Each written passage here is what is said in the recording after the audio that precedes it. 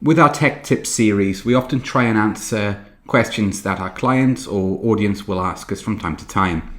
Today's no different. We've had a couple of requests from clients asking how we create this dotted outline effect that we use throughout our brand.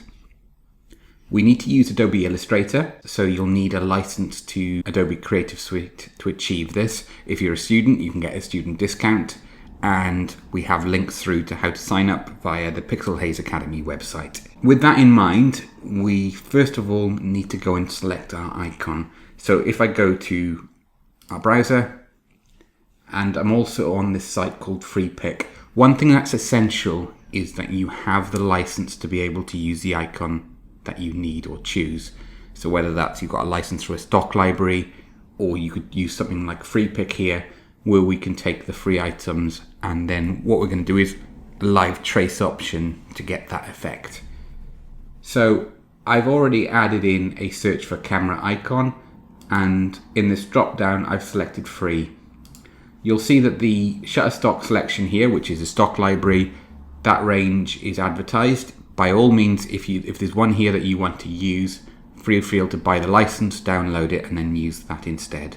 What I would strongly recommend against is simply copying and pasting this into Illustrator, because that use then is not legal. Without any further ado, I'll just scroll down to the page to the icon that I've chosen, which is this one here, and then we click on it, and now I can click on the image with the right mouse button and copy.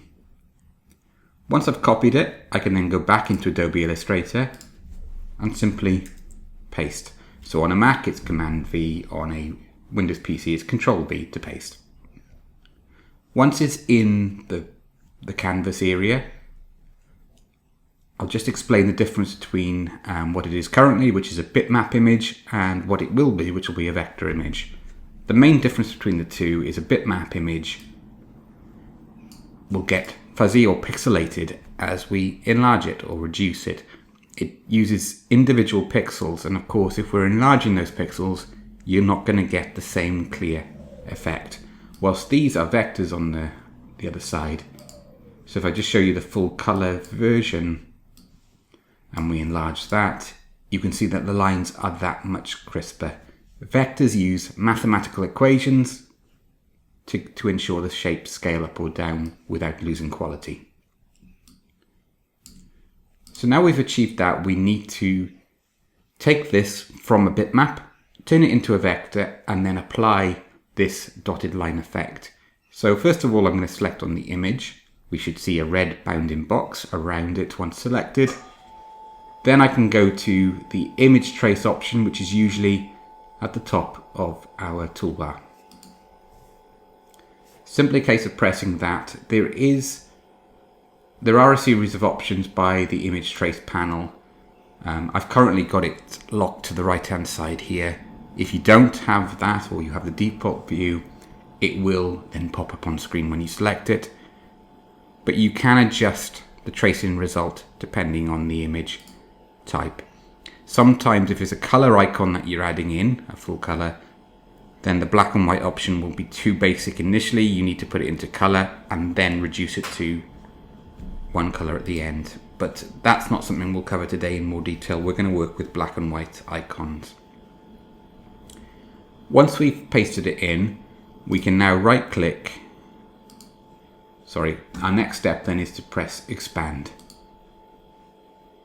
Once we've pressed expand, we can right click and then ungroup. Don't ask me why, but we need to do that twice. So we've pressed expand, we've then pressed ungroup twice, and now all of a sudden we can select individual areas, the white sections, and press the backspace or delete key to get rid of them. And now we're left with, and we're nearly there, we're left with our vector image. So if I was to scale it larger or reduce it, we're not losing any quality at all. What you'll find is that this particular icon is created using two separate shapes. We've got the shell of the camera, and then we've got the lens in the middle, which are two separate shapes. What we can do at this stage is select them all and right click and press group. So now when we can select anywhere and move that icon around and they will hold their position correctly. Our final step, and because I've already created an icon with this line style, I'll probably create a tutorial that will cover how we actually get this effect in the first place further down the line. But once you've got your line style, I can select our new vector, click the eyedropper tool, and all I need to do now is select any part of this icon, and now it's matched it up. So if I scale it down, we can see then we've got the same effect using a bitmap that we've converted to a vector. The important thing is that we've got the license and we can legally do that.